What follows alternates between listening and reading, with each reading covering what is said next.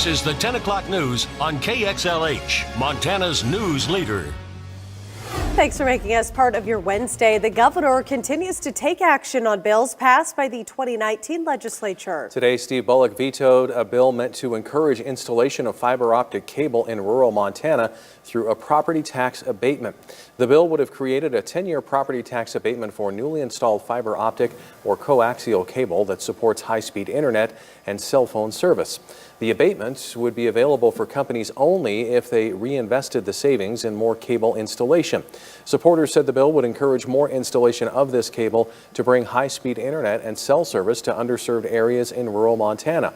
But Bullock said the measure creates a tax break for big corporations to do things they're already doing in Montana.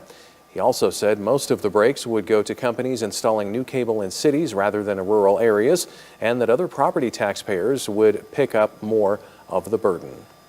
A prominent Billings businessman who served as state director for U.S. Senator Conrad Burns in the early 2000s is in jail tonight, facing federal charges of defrauding one bank and attempting to defraud others out of tens of millions of dollars.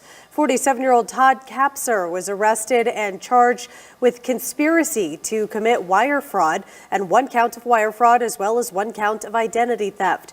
The U.S. Attorney for the Southern District of New York says Kapser misled a Canadian financial institution into lending him $43 million and then tried to scam other institutions when he fell behind on that loan.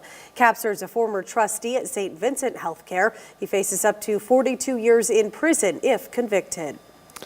A Great Falls native throws his hat into the ring to be the next Montana Attorney General.